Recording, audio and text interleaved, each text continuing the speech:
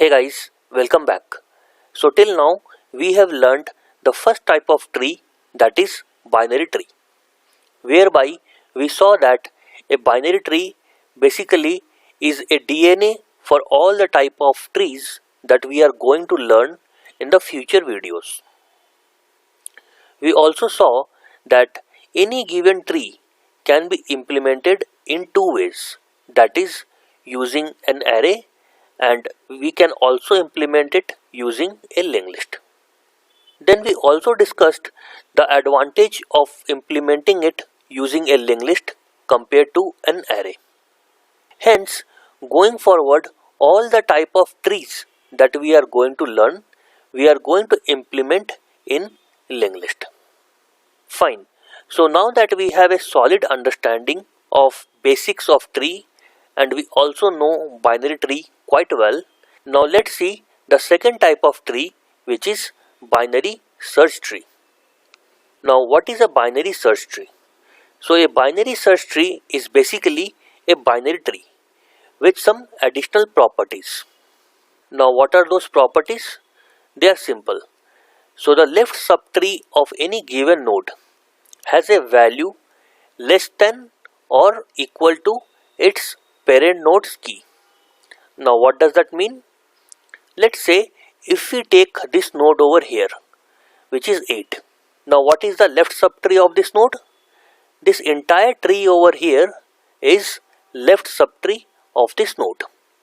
Now what we are saying is that in this left subtree, all the node values that are there will always be less than or equal to parent node's key.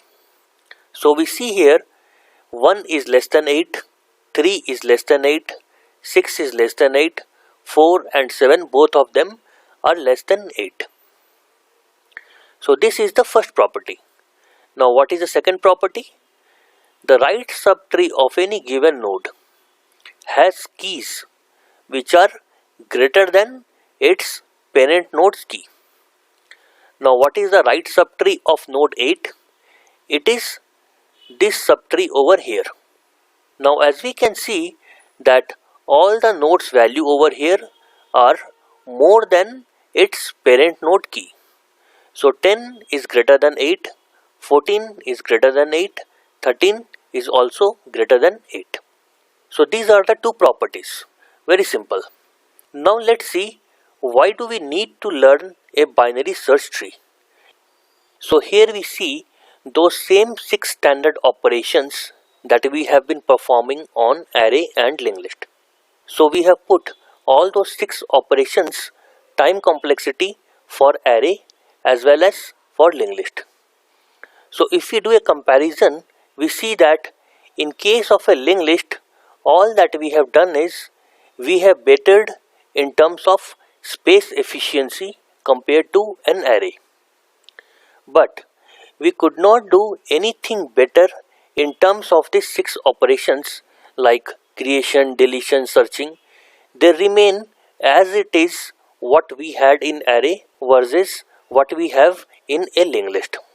Now the entire motivation of tree data structure is that if we can improve a little bit time complexity of these 6 operations from linked list, that will be great, because space wise we are already good.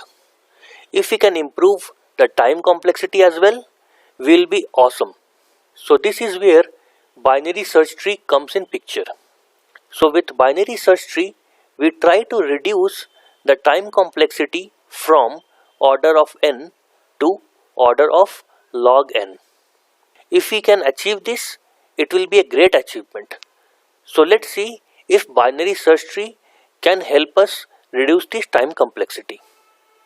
So that is all for this video.